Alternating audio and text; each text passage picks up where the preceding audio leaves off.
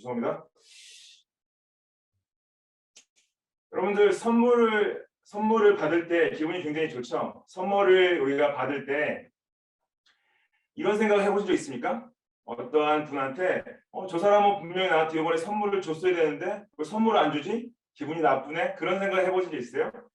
기대하죠. 우리가 물론 우리가 선물을 우리한테 줄 수 있는 사람들이 있다는 것 자체가 축복이죠. 근데 만약에 내가 선물을 받는 것이 당연하다 생각하면은 그 선물에 대한 의미가 우리가 잘못된 것을 알 수가 있습니다. 또 그래서 상대방이 나한테 선물을 주어야 될 의무가 있다. 그러면 의무적으로 받은 선물은 진정한 선물이 아닌 거죠.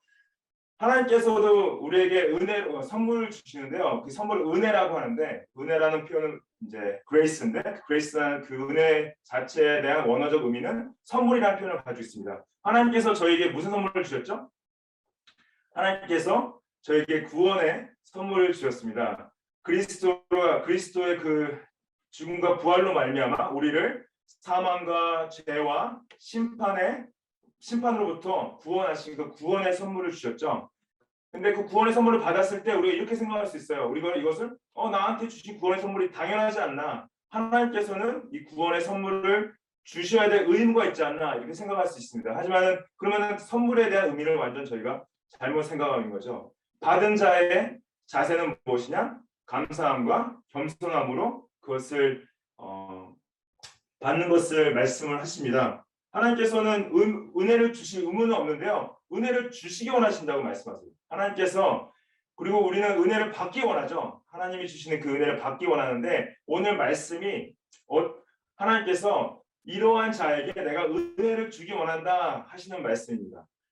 근데 이게 우리가 어떤 하나님께서 하나님께 나아가서 무엇을 구하고 우리를 무엇을 받기 원할 때 우리가 오해하지 말아야 될 것이 무엇입니까? 우리가 오해하지 말아야 될 것은 우리가 받는 것보다 더 중요한 것은 하나님 자체로 만족하고 그리스도로 기뻐하고 성령님으로 충만하기 원하는 거지 그 받는 것 자체를 구하기 때문에 이러한 자세를 취한 건 아니죠. 하지만 이런 자세를 하나님께서 원하시기 때문에 우리가 그런 은혜를 주시는 하나님 앞에서 하나님께서 이런 은혜를 주기 원하는 자들에게 이런 자세를 기대하시기 때문에 그러한 마음을 가지고 함께 우리 말씀을 받았으면 좋겠습니다. 오늘 말씀 4장 4절을 보면요. 4장 4절이 이렇게 시작을 해요. 간음한 여인들아 세상과 벗된 것이 하나님과 원수됨을 알지 못하느냐? 그런즉 누구든지 세상과 벗이되고자 하는 자는 스스로 하나님과 원수가 되는 것이니라 이렇게 시작합니다. 그래서 간음한 여인들아 하는 것은요. 실제로 간음을 범했던 여자분들을 말하는 것이 아니라 이것을 어떻게 이해해야 되냐면은 구약시대에 있어서 구약시대가 구약시대 하나님께서 이스라엘 백성들과의 관계를요. 결혼관계로 설명하셨죠. 그래서 언약을 주셨을 때 언약을 주시면서 너희는 나와 결혼한 결혼관계가 같다. 그래서 그 언약을 결혼으로 상징해서 이스라엘을 하나님의 신부라고 표현을 했었습니다. 근데 그들이 하나님께서 주신 그 언약을 깨고 우상을 섬기든지 죄를 범했을 때 어떻게 표현했냐? 간음했다. 아니면은 행음했다. 이런 식으로 표현을 했습니다. 그래서 구약적으로 이를 봤을 때 간음한 여인들을 하는 건 뭐냐? 하나님의 언약을 받은 하나님의 백성들이 하나님과의 관계를 깨고 다른 걸 쫓을 때 간음했다 표현하고요. 신약에 와서도 예수 그리스도와 교회를 결혼한 관계로 설명하죠. 예수님의 새 언약을 주시고 그 새 언약을 따라가는 그리스도인들이 결혼한 관계처럼 표현이 에베소서에 되어 있고 고린도후서에도 되어 있습니다. 그래서 만약에 그리스도인들이 예수님 신랑 예수 되신 분을 배반하고 세상의 적용을 쫓을 때 간음한 여인들아. 그래서 특별히 여기서 야고보가 간음한 여인들아 할 때는 여자분들을 말하는 것이 아니라 크리스찬인데 교회 내 교인들 중에 예수 그리스도의 관계를 깨고 다른 걸 쫓을 때 이 간음한 여인들한 말을 쓴 것입니다. 그 세상과 벗된 것이 하나님과 원수됨을 알지 못하느냐 그래요. 그래서 야고보는 이 영적인 간음, 영적인 행음을 한 것은 어떤 것이냐? 세상과 벗된다는 것이요. 세상과 친구했다.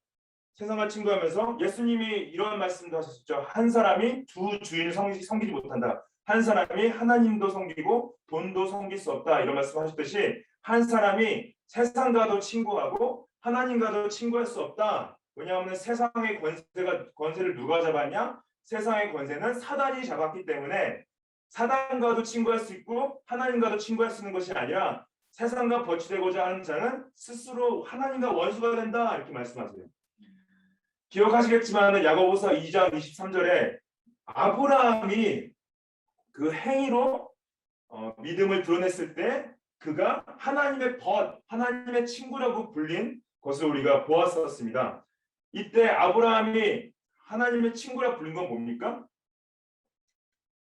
결국에는 자신의 아들이 하나님보다 더 중요할 수 있었죠. 하나님께서 주신 아들이기 때문에 당연히 하나님이 주신 아들이 더 중요할 수 있었지만은 자신의 아들보다 하나님이 더 중요한 것을 드러냈기 때문에 하나님의 친구가 됐다는 거죠. 아들이 중요하지 않다는 것이 아니라 무엇이 더 중요하다 생각했을 때 하나님이 더 중요했다 생각하는 거죠. 우리 자신한테도 이게 정직한 질문을 던져야 돼요. 어떤 질문을 던져야 됩니까? 내가 과연 이 세상보다 하나님을 더 좋아하고 있나? 하나님을 더 좋아하십니까? 이 세상보다 하나님을 더 좋아하세요? 이 세상이 더 좋지는 않습니까? 세상이 주는 것들이 더 하나님보다 더 중요하진 않습니까? 여기서 말하는 세상은 사람들이 사는 세상보다는요, 하나님을 적대하고 하나님을 대적하는 조직화된 상태에 있는 세상을 말합니다. 곧 마귀의 권세 가운데서 마귀의 정욕 가운데 마귀의 욕심 가운데 있는 세상. 그 세상을 버텼을 때, 그 세상을 친구했을 때 하나님과 원수된다 말씀하시는 거죠. 이 야고보가 그동안 설명하는 건 뭐냐? 또 이 세상에 버틴 그 사람들의 특이한 성품들을 말씀했죠. 그래서 2장에서는 사람들을 배경으로 보고 배경으로 판단해서 차별하는 것이 세상과 버탄 것 같다. 그리고 3장에서는 다른 사람들에게 부정적으로 말하는 것이 세상과 버탄 것 같다. 그리고 또 3장 후반에 가서는 독한 시기와 다툼을 품은 것이 세상과 버탄 것 같다. 그리고 4장 1절부터 3절에서는 어떤 파괴적인 정욕을 따라가는 것이 세상과 버탄 것 같다. 하나님과 원수됐다는 거죠. 그래서 이건 무엇이냐? 하나님과 이러한 것을 따라가는 그 순간 나쁜 말을 하고 사람들을 배경으로 판단하고 다툼과 시기를 하는 순간이 하나님과 원수되는 순간이다. 이렇게 야고보가 설명을 하고 있습니다. 5절 말씀 보시면요. 너희는 하나님이 우리 속에 거하게 하신 성령이 시기하기까지 사모한다 하신 말씀을 헛된 줄로 생각하느냐.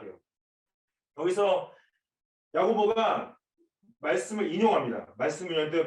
인용한 말씀이 뭐냐면은 우리 속에 거하게 하신 성령이 시기하기까지 사모하신다. 이 말씀을 인용했는데요. 이 말씀을 보면은 구약에서 어떠한 특정한 말씀을 바로 인용한 것이 아니라 몇 가지 구절이 가지고 있는 기본적인 원리를 합쳐서 인용을 했다고 보면 되십니다. 그래서 창세기 6장 3절에 성령이 사람 안에 거하는 것, 또 출애굽기 20장 5절에 어떤 하나님께서 시기하시는 것, 질투하시는 것, 또 8장 2절에 스가랴 8장 2절에 또 하나님께서 시온을 향해 크게 질투하시는 것, 이런 것들을 그 말씀을 가지고 있는 원리를 합쳐서 너희 속에 우리 속에 거하게 하신 성령이 시기하까지 사모한다. 이것을 어떻게 이해하셔야 되냐? 아까 4절에 설명했듯이 가늠한 여인들아 했을 때 뭐예요? 하나님과 이스라엘이 결혼관계 가운데 있었지 않습니까? 결혼관계에 있었는데 이렇게 생각하시는 거예요. 여러분들 결혼하신 분들 중에 남편분이나 아내분이 어떤 분하고 썸을 탄다고 생각해 보세요. 그러면 와 우리 아내가 누구랑 썸 타네 기뻐하시겠어요? 아니 와 우리 남편이 누군가가 썸 타고 있네 좋아요? 그 말이 안 되는 거죠. 화가 나는 게 당연한 거죠. 화가 나지 않는 건 비이성적이고 인격적이지 않고 사랑하지 않는 거죠. 하나님이 자신이 결혼한 이스라엘이 세상과 썸을 타는 걸 보고 우상과 썸을 타는 걸 보고 가만히 계시면 그 정상적인 하나님이십니까? 자, 여기서 말하는 하나님의 질투, 하나님의 시기, 성령의 시기는요 죄성이 아니에요. 사랑입니다. 정상적인 하나님이시면은 당연히 자기 백성이 세상과 썸을 탈 때 가만히 계시면 안 되죠. 당연히 시기하시고 당연히 질투하시는 게 정상적인 하나님의 완전한 사랑이라는 거죠. 여러분들 우리가 만약에 그렇지 않다면 우리도 어떤 정상적인 아닌 사랑을 하고 있는 거죠. 당연히 우리가 남편분한테 제정신이야? 뭐 이렇게 혼내야죠. 아니 아내분한테 뭐 이렇게 심한 말을 해야죠. 그 말도 안 되는 거죠. 그거는 정말로. 하나님께서 우리 안에 성령께서 살아계시고 우리 안에서 그리스도인들이 만약에 하나님을 따라가지 않고 세상과 버타려 한다. 세상의 적용을 따라가려 한다. 그러면은 시기하기까지 사모하신대요. 시기하기까지. He yearns for jealously over the spirit. 그렇죠. 그래서 출애굽기 34장에 이런 말씀이 있습니다. 너는 다른 신에게 절하지 말라. 여호와는 질투라. 이름하는 질투의 하나님이다. 이렇게 말씀하셨어요. 나는 질투의 하나님. 너희들이 우상을 섬길 때, 우상한테 절할 때 나는 질투한다. 이렇게 말씀하셨습니다. 이거는 하나님의 죄성이 아니라 하나님이 우리한테 원하시는 건 뭐예요? 완전한 집중과 완전한 환신을 원하시는 거죠. 여러분들 이거 크리스찬은요. 한 발은 세상에 한 발은 교회에 둘 수 없는 사람들입니다. 아니면은 90%만 하나님께 10%는 세상에 둘 수 없는 사람들입니다. 완전히 들어오시는지 완전히 나가실 수밖에 없는 상황 가운데 있어요. Whether you are either in or out. 완전한 집중, 완전한 헌신을 하나님께서 원하십니다. 6절 말씀 보시면 그러나 너는 더욱 큰 은혜를 주시나니 그러므로 일렀을 때 하나님이 교만한 자를 물리치시고 겸손한 자에게 은혜를 주신다 하였느니라 그랬어요. 그러나 우리가 세상과 버타려고 했지만은 세상의 적용에 따라가려고 했지만은 하나님은 더욱 큰 은혜를 주시려 한다. 이건 뭡니까? 우리의 죄성을 능가하는 하나님의 은혜가 있다는 거죠. 그게 뭡니까? 이것이 하나님 은혜 주시기 원하는 자한테 말씀하시는 건데요. 하나님이 교만한 자는 물리치시고 겸손한 자에게는 은혜를 주신다. 이 말씀은 야고보가 잠언서 3장 34절을 그대로 인용한 겁니다. 아까와 인용과 다르시 그대로 인용한 거 뭐예요? 하나님은 교만한 자는 어떤 사람들이냐? 교만한 자는 세상과 버타려 하는 사람들이죠. 세상과 버타려 하고 하나님을 의지하지 않고 자기의 능력과 자기의 힘으로 살려는 사람들. 하나님은 필요 없어. 나의 힘으로 나의 능력으로 충분히 살 수 있어 하는 것이 교만한 거죠. 그리고 내가 원하는 죄는 내가 다 범할 거야. 그게 죄인 거죠. 반대로 보니까 겸손한 건 뭐예요? 하나님, 내가 하나님 없이는 살 수 없습니다. 나의 능력과 나의 의지로는 하루도 살 수 없습니다. 하나님, 나의 모든 죄를 용서하여 주십시오. 하나님, 예수 그리스도의 보혈의 은혜를 의지합니다 하는 사람한테 그것이 겸손하다 말씀하십니다. 그 겸손한 자한테 하나님을 의지하기 원하고 죄에서 돌아서기 원하고 하나님의 뜻에 순종하기 원하는 자한테 은혜를 주신다 그래요. 여러분 은혜 받기 원하시죠? 하나님의 은혜를 받기 원하시죠? 그러면 우리가 하나님 앞에서 겸손하게 서야 된다는 거죠. 겸손하는 건 뭐니까 단순하게 우리가 예수님을 우리의 죄를 용서하신 구원자로만 받아들이는 것이 아니라 삶의 주인으로 받아들이는 거죠. 삶의 주인으로 하나님 예수 그리스도의 뜻에 순종하는 삶을 원하시는 거죠. 이러한 자에게 하나님께서 은혜를 주기 원하세요. 은혜를 주기 원하세요. 여러분들 우리가 하나님 앞에서 이렇게 서기 원합니다. 하나님, 주님, 내가 겸손한 자로서 하나님 앞에 설 수 있도록 도와주십시오. 하나님, 내가 낮아져서 하나님만 온전히 의지하고 주님 옆에 회개하고 주님의 뜻에 온전하게 순종할 수 있도록 인도하여 주십시오. 이렇게 고백하시기를 축복합니다. 두 번째, 하나님께서 어떤 사람들에게 은혜를 주시는가? 하나님을 가까이 하는 자에게 하나님께서 은혜를 주신다고 말씀하십니다.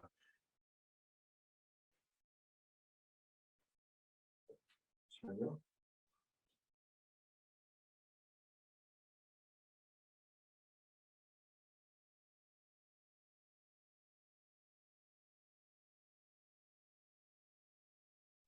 하나님을 가까이 하는 자에게 하나님께서 은혜를 주신다고 하십니다. 7절 말씀 보시면은 그런즉 너희는 하나님께 복종할지어다 마귀를 대적하라 그리하면 너희를 피하리라. 그래서 이 6절 말씀에 하나님께서 겸손한 자에게 은혜 주신다는 것을 이제 더 자세하게 설명하는데 그 무엇이냐? 은혜에 합당한 하나님의 은혜를 받기 합당한 자는 하나님께 복종하다, 하나님의 순종하는 걸 이제 원하시는 거죠. 하나님의 뜻에 완전히 순종하는 삶. 근데 이 순종하는 것은 무엇이 필요하냐? 마귀를 대적하는 것이 필요하대요. 마귀 대적하는 것이. 그냥 마귀를 대적하는 것은요, 그냥 죄를 끊어내는 것 이상입니다. Resist devil. 마귀를 따라 사는 것은 뭐예요? 마귀를 따라 사는 것은 정욕을 따라 산다고 4장 초반에 나와 있었죠. 마귀의 유혹에 넘어가서 세상의 것을 쫓는 것이 마귀를 따라가는 거죠. 대신 반대로 마귀를 대적하는 건 무엇이냐? 자신의 정욕을 따라가지 않는 거예요. 세상의 유혹을 따라가지 않고 세상의 가치를 따라가지 않고 세상의 성공을 따라가지 않고 지속적으로 이것을 싸워야 된다 말씀하십니다. 이것이 이 유혹이 끝나지 않는다는 거예요. 한 번 이기고 끝나는 것이 아니라 그리스도가 돌아오실 때까지 우리가 하나님을 만나기 전까지는 계속 이 싸움이 있다. 그래서 마귀를 대적해야 된다. 근데 중요한 원리는 무엇이냐? 우리가 만약에 마귀가 대적할 때 마귀를 대적하는 것에 승리한다면은 마귀가 우리를 피한대요. 마귀가 어떻게 우리를 피할 수 있냐? 여러분들 그 유혹 가운데 정욕의 유혹 가운데 그걸 끊고 아니야 나는 마귀의 유혹을 안 할 거고 하나님의 뜻에 순종할 거야 할 때 이게 반복될수록 마귀가 피한대요. 영적 싸움은 무엇이냐? 내 정욕을 따라가는 것을 세상의 욕심을 따라가는 것을 순간순간 그 유혹이 올 때마다 승리할 때 마귀가 우리를 피한다고. 반대로 뭡니까? 이 결국에는 그런 것 세상의 정욕이 중독이 되어지고 병이 되어지는 이유가 뭐예요? 끊어내지 못하고 계속 지기 때문인 거죠. 결국에는 그 안에서 그 중독으로 말미암아 끊어낼 수가 없어서 반복적으로 지는 거죠. 그러므로 말미암아 그것이 우리의 삶을 사슬처럼 묶어서 쇠사슬처럼 묶고 벗어나지 못하게 그런 사이클을 끊어내지 못하게 붙잡지 않습니까? 그래서 그런 중독들이 깊어질수록 나오기가 더 힘들어지잖아요.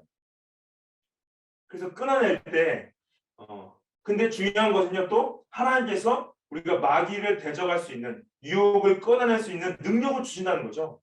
성령께서 그 능력을 주시기 말미암아 아무리 깊숙하게 들어가서 아무리 큰 쇠사슬로 묶여져 있다 할지라도 하나님께서 우리에게 그리스도 안에서 끊어낼 수 있는 능력을 주셨고 끊어냄으로 말미암아 우리가 승리할 수 있다고 말씀하신 거죠. 마귀와의 영적 싸움 가운데 승리하고 계십니까? 그 정욕을 자극하는 그 유혹으로부터 승리하고 계십니까? 축복합니다. 하나님께 복종하십시오. 마귀를 대적하십시오. 마귀가 우리를 피할 것입니다. 8절 말씀 보시면은 하나님을 가까이 하라 그래요. 하나님을 가까이 하라. 그리하면 너희를 가까이 하시리라. 놀랍죠, 여러분들. 하나님을 가까이 하면 하나님께서 우리를 가까이 하신대요. 모든 관계가 근데 이럴 수밖에 없습니다. 우리가 왜 관계가 힘들어지는 이유가 뭐예요? 시간을 함께 같이 못 보내기 때문이죠. 함께 시간이 아니면은 관계가 떨어져 있으면 떨어질 수 있을수록 마음이 떠나게 될 수밖에 없어요. 그 사람이 인간의 죄성 가운데 있기 때문에 몸이 떨어져 있든지 같이 시간을 안 보낼 때 관계가 더 멀어질 수밖에 없는 거죠. 그렇기 때문에 이것은 하나님을 가까이 하는 것은요 구원받은 자의 믿음의 열매입니다. 그래서 우리가 말씀 보는 게 힘들어요. 기도하는 게 힘들어요. 왜냐? 하나님을 가까이 가는 게 우리의 죄성과 맞부딪히고 그것이 우리가 귀찮고 피곤하기 때문에 안 가려 하죠. 근데 하나님을 가까이 하는 건 뭐냐? 하나님을 가까이 하면 가까이 할수록 그게 귀찮지 않고 피곤하지 않고 싫지가 않고요. 가까이 하면 가까이 할수록 더 가까워지기 원해요. 말씀을 볼 때 힘든데 말씀을 보면 볼수록 말씀을 더 보기 원하고 기도를 처음 시작할 때 기도가 힘든데 기도하면 할수록 기도를 더 하기 원하고 복음을 증거하는 것이 너무 힘들지만은 복음을 증거하면 증거할수록 모든 사람들한테 더 복음을 증거하기 원하는. 사랑하는 게 너무 힘들지만은 사랑을 하면 할수록 더 사랑할 수 있는. 하나님을 가까이 하는 것은 어떻게 할 수 있습니까? 하나님을 가까이 할 수 있는 건요. 말씀을 통해서, 기도를 통해서, 하나님의 뜻에 순종함으로 하나님을 가까이 할 수 있습니다. 이 친구들도 그렇잖아요. 친구들도 그렇고 세상 것도 마찬가지입니다. 세상 것도요. 여러분들 뭐 유튜브를 본다든지 아니면은 뭐 넷플릭스를 본다든지 보면 볼수록 더 보기 원치 않아요? 끊어내기가 쉽지가 않죠. 왜냐하면 그걸 가까이 하면 가까울수록 그게 더 가까워지기 때문에 우리가 뭘 더 가까이 하는지 우리가 봐야 돼요. 내가 지금 무엇을 더 가까이 하고 있는가. 하나님을 가까이 하는 자에게 하나님께서 은혜를 주신다고 약속합니다. 하나님을 가까이 하시길 축복해요. 이 8절 후반절에 후반부에 하나님을 가까이 하는 자들의 두 가지 열매들을 말씀하시는데 죄인들아, 첫 번째로는 죄인들아 손을 깨끗히 하라 그래요.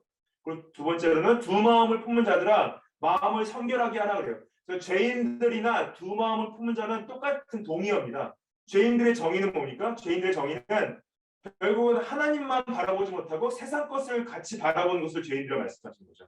두 마음을 품은 것. 근데 손을 깨끗이 한다. 손은 이제 능력을 나타내는데 특별히 행위를 나타낼 때 손을 말하죠. 우리의 행위를 깨끗이 하라는 거예요. 그리고 하나님과 세상을 같이 좋아하려는 그 두 마음을 품은 자들에게 마음을 성결케 하라 말씀하십니다. 그래서 처음으로 우리가 말하는 것은 죄는 내가 행하고 있다. 그걸 끊어내고 돌아서야 될 부분. 또 내가 하나님 외에 다른 품은 마음을 없애는 것을 성결케 하는 것을 말씀하시는 거죠. 그래서 이 깨끗해함과 성결케함 이 두 가지를 합쳐서 뭐라고 그래요? 회개라고 말씀하십니다. 진정한 회개는 행동과 또한 마음에 같이 일어난다는 거죠. 마음만 변하는 것이 아니라 행동만 변하는 것이 아니라 마음과 행동이 함께 변하는 것. 그것이 진정한 회개라고 말씀하십니다. 9절 말씀 보시면 이 회개하는 자의 표현이 나오는데 슬퍼하며 애통하며 울지어다 이렇게 말씀하세요. 슬퍼하며 애통하며 울지어다 이건 뭐냐? 이거는 세 가지 다른 행동을 요구하는 것이 아니라 회개로 말미암아 오는 회개를 촉구하는 표현이에요. 회개하라 그러는 거예요. 세상과 버타지 마라. 마귀를 따라가지 마라. 하나님께 순복하라. 하나님과 친구하라. 그것이 진정한 회개다 말씀하시는 건데 여기서 이 슬퍼하는 건 마음의 슬픔을 얘기하고 애통하는 것은 표정을 나타내고 우는 것은 행동을 나타냅니다. 그래서 마음과 감정과 행동이 다 전인격적으로 회개하라 말씀하시는 거죠. 그 다음 표현이 좀 설명이 필요한데 너희는 웃음을 애통으로 너희 즐거움을 근심으로 밟을지어다. 이 말씀이 아까 이거 너무 좀 부정적인 말씀하시는 거 아니야? 생각할 수 있어요. 근데 여기서 말하는 웃음과 여기서 말하는 즐거움을 제대로 이해해야 됩니다. 여기서 말하는 웃음과 즐거움 무엇이냐? 하나님으로부터 오는 웃음이나 하나님으로부터는 즐거움이 아니라 세상이 나한테 주는 웃음, 정욕이 나한테 주는 즐거움, 그걸 말하는 거죠. 왜 이 세상이 주는 향락적이고 정욕적인 기쁨 그런 것들이 결국에는 하나님의 심판 가운데서 그것이 애통으로 근심으로 바꿀 수밖에 없고 그때 심판이 왔을 때는 이미 늦었다는 거죠. 그래서 만약에 내가 지금 세상 것을 웃고 있다. 내가 정욕적인 것을 즐거워하고 있다. 그럼 당장 회개하라. 애통하라. 근심으로 바꿀지어다. 내가 왜 돌아서지 못하고 있지? 내가 왜 계속 정욕을 쫓고 있지? 내가 왜 욕심을 따르고 있지? 할 때 그것을 애통하고 근심으로 바꿔서 하나님 앞에 나아가 회개하라. 슬퍼하고 애통하고 울지어다 말씀하신 거죠. 근데 우리가 원하는 기쁨과 근심, 우리가 원하는 기쁨과 웃음은 세상이 주는 것은 아니죠. 하나님이 주시는 거죠. 하나님이 주시는 웃음, 하나님이 예수 그리스도가 주신 즐거움, 그것을 우리가 누리기 원치 않습니까? 그래서 하나님께 가까이 하는 자에게는요, 하나님이 가까이 하는 자에는 이러한 웃음과 이러한 기쁨을 하나님께서 주신다고 약속하세요. 하나님을 이 상황이 6번째 락다운이건 7번째 락다운이건 아무리 어렵고 힘들지라도 정말 하나님 안에서 그분만으로 만족하고 예수님 안에서 즐거움을 찾은 자들한테는 그 상황과 어려움과 세상을 넘어서는 진정한 기쁨을 주신다는 거죠. 10절 말씀 보시면은 주 앞에서 낮추라. 그리하면 주께서 너희를 높이시리라 말씀하세요. 6절에서 겸손을 말씀하셨죠. 그 겸손과 같은 단어입니다. 주 앞에서 겸손하라. 주 앞에서 낮추라. 제가 아까 겸손을 뭐라고 설명해 드렸습니까? 겸손한 것은 나의 능력을 의지하지 않고 나의 의지를 따라가는 것이 아니라, 나의 정욕을 따라가는 것이 아니라 하나님만을 의지하고 그분의 뜻에 순종하는 것을 겸손하다고 말씀드렸죠. 그럴 때 무슨 약속을 하십니까? 너희를 높이신다는 거예요. He will exalt you. 마치 세리가 기도하면서 하나님 앞에서 하나님 나의 모든 죄를 용서해 주십시오. 그러면서 한탄하면서 슬퍼하고 애통하고 울면서 눈을 떨궜을 때 하나님 예수 그리스도가 그에게 하나님께서 하나님께 이러한 기도를 한 이 세리가 하나님이 높이실 것이다 말씀하시죠. 그래서 결국에는 하나님 앞에서 낮추는 것은요, 하나님께 가까이 나가는 거랑 같은 의미를 가지고 있어요. 하나님 앞에 가까이 가는 것이 하나님 앞에서 우리를 낮추는 거예요. 그럴 때 하나님께서 우리를 높이신다, 우리에게 은혜를 주신다 말씀을 하십니다. 여러분들, 우리가 함께 정말 주님 앞에 가까이 가기 원해요. 저는 일주일 내내 제가 생각하는 것 중에 하나가 뭐냐면요, 우리 교회 성도님들이 하나님 앞에 말씀과 기도로 나아가고 있나, 하나님께 가까이 가셨으면 좋겠다. 그 간절한 소망과 간절한 마음이 있습니다. 한 분 한 분이 예수 그리스도께 나아가서 정말 주님만 사랑하고 주님만 의지하고 주님 말씀 가운데 기도 가운데 거하시면 좋겠다. 세상이 주는 근심과 정욕과 욕심을 정말로 떨궈버리고 하나님만 바라보면서 기뻐하시면 좋겠다. 그런 간절한 소망이 제 가운데 있습니다. 제가 말로 한 분 한 분께 다 표현을 못하지만은 그게 제 진정한 심정이에요. 그게 진심이에요. 축복합니다. 하나님께 가까이 가시길 축복해요. 말씀과 기도로 주님의 뜻 가운데서 순종하시면서 하나님께 가까이 나가시길 축복합니다. 마지막으로요, 이 11절 12절 말씀은 약간 그 주석가 분들은 대부분 이게 약간 트랜지션, 넘어가는 말씀으로 이제 멘션을 했다 그러는데, 저는 이제 이 11절 12절이 물론 직접적인 표현은 안 됐지만은 하나님께서 우리가 기본적으로 다른 사람들을 은혜로 대해야 되는 부분들을 말씀하셨다고 저는 생각하고 이렇게 해석해서 말씀을 드리도록 하겠습니다. 그래서 하나님은 은혜를 보이는 자에게 은혜를 주신다. 은혜를 보이는 자에게 하나님께서 은혜를 주신다는 부분. 11절 말씀 보시면은 형제들아 서로 비방하지 말라. 형제를 비방하는 자나 형제를 판단하는 자는 곧 율법을 비방하고 율법을 판단하는 것이라 그래요. Do not speak evil against one another. 그래서 비방하다는 것은 헬라어로 카탈랄레오라는 단어인데요. 다른 사람을 speak against, 다른 사람을 대적하는 말. 그래서 진실이든 거짓이든 타인에게 불리한 말을 하는 행위죠. 이 당시 초대교회 가운데서 다툼과 싸움 중에 서로를 비방하는데요. 서로를 비방할 때 여기서 판단하는 것은 어떤 판단이냐? 그 비방하는 판단이 자신의 기준으로 상대를 판단하고 비방했던 걸 말씀하십니다. 하나님의 기준으로 판단한 것이 아니라 자신의 기준으로 현재를 판단하고 비방했던 부분. 그래서 이것은 율법을 비방하는 것과 다름없다. 율법을 판단하는 것과 다름없다. 이게 무슨 말씀이에요? 여기서 말하는 율법은 물론 이제 구약을 말하지만 특별히 하나님께서 주신 십계명을 또 이해하고 십계명의 정신을 이해하는 거죠. 십계명의 정신이 뭐예요? 예수님이 요약하신 십계명의 정신은 하나님을 사랑하고 이웃을 사랑하는 건데, 형제들을 사랑하는 건데, 만약에 나의 기준으로 나의 판단으로 상대방을 비방하고 공격할 때는 그것은 하나님께서 형제를 사랑하라 하신 그 율법을 거스르고 불순종하는 거기 때문에 그 자체가 율법을 비방하고 율법을 판단하는 것이다. 그래서 여기서 이 율법이 특별히 레위기 19장 16절부터 18절까지 나오는데요. 제가 읽어드리겠습니다. 레위기 19장 16절부터 18절까지 너는 내 백성 중에 돌아다니며 사람을 비방하지 말며 내 이웃의 피를 흘려 이익을 도모하지 말라. 나는 여호와이니라. 너는 내 형제의 마음으로 미워하지 말며 내 이웃을 반드시 견책하라. 그러면 내가 그에 대하여 죄를 담당하지 아니하리라. 원수를 갚지 말며 동포를 원망하지 말며 내 이웃을 사랑하기를 내 자신과 같이 사랑하라. 나는 여호와니라. 나 여호와가 너희한테 원하는 것이 무엇이냐? 내 이웃을 사랑하는 것을 내 자신과 같이 하라. 말씀하시는 거죠. 사람을 비방하지 말라. 피를 흘리지 말라. 마음으로 미워하지 말며 견책하지 말라. 판단하지 말라. 이거 그래서 하나님께서 우리에게 원하시는 건 뭐예요? 은혜로, 하나님의 사랑으로, 하나님의 은혜로 우리가 받은 은혜를 가지고 사람들을 대하기 원하시는 거죠.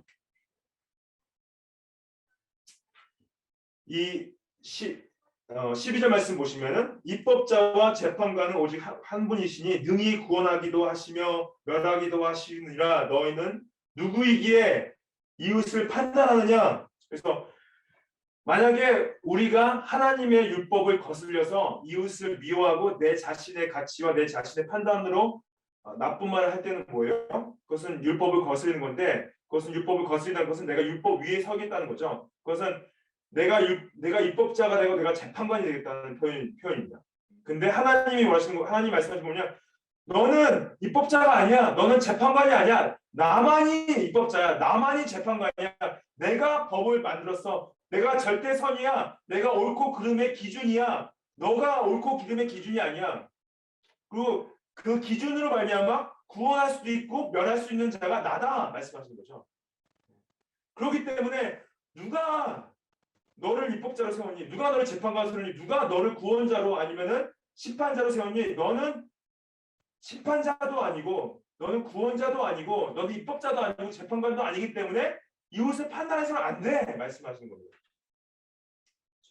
그래서 신명기 32장 39절 이렇게 말씀하세요. 이제는 나 곧 내가 그인 줄 알라. 나 외에는 신이 없도다. 나는 죽이기도 하며 살리기도 하며 상하게도 하고 낫게도 하나니 내 손에서 능히 빼앗을 자가 없도다. 나만이 입법자고 나만이 심판자고 나만이 구원자고 나만이 절대 주권자다. 하나님께서 이렇게 선포하시는 거죠. 그렇기 때문에 우리가 이웃을 판단하면 안 된다 말씀하십니다. 근데 여러분들, 그래서 우리가 만약 우리가 근데 관계 가운데서 하나님께서 우리가 관계 가운데 무엇을 사용하기 원하시냐? 은혜를 사용하기 원하시는데 나의 기준으로 사람을 판단하는 것이 아니라요. 하나님의 복음으로, 하나님의 율법으로, 하나님의 사랑하고 이웃을 사랑하는 것으로, 특별히 그리스도의 복음으로 우리가 관계하기 원하십니다. 나의 기준으로 판단하는 것이 아니라 예수 그리스도의 복음으로 우리가 관계해야 된다. 예수 그리스도의 복음으로 관계하는 것이 무엇입니까? 예수님이 나 같은 죄인을 은혜로 용서하셨잖아요. 그 용서로, 그 은혜로 내가 관계 가운데서 하나님의 말씀을 기준으로 관계를 해야 된다는 거죠. 그래서 은혜로 대한다는 건 무엇이냐? 은혜로 대한다는 것은 용서함으로 품어주는 거예요. 용서함으로. 은혜로 대한다는 건 뭐예요? 상대방의 부족함을 이해해주고 품어주는 거죠. 상대방의 미성숙함이 있다면 그것을 품어주는 거고. 또 은혜로 대한다는 건 뭡니까? 인내함으로 대하는 거죠. 인내함으로 품어주고 대하고. 그리고 가장 중요한 것은 은혜로 대한다는 건 뭐예요? 그리스도의 사랑으로 대하는 거죠. 용서함으로, 또한 그 부족함을 품어주고, 인내함으로, 그리스도의 사랑으로 은혜로 관계할 때 하나님께서 우리에게 은혜로 대해 주신다고 약속을 하십니다. 우리 멜번 서구교회가 이 은혜로 가득 찬, 그리스도의 은혜로 가득 찬 공동체가 되기를 원합니다. 그리고 또 우리 모든 관계가 그리스도의 복음으로 관계하는, 그럴 때 하나님께서 우리에게 은혜를 약속하십니다. 하나님 앞에 겸손하십시오. 하나님 앞에 하나님을 더 가까이 하십시오. 그리고 또 모든 사람을 하나님 주신 은혜로 그리스도의 사랑으로 대하시기를 축복합니다. 같이 기도하시겠습니다.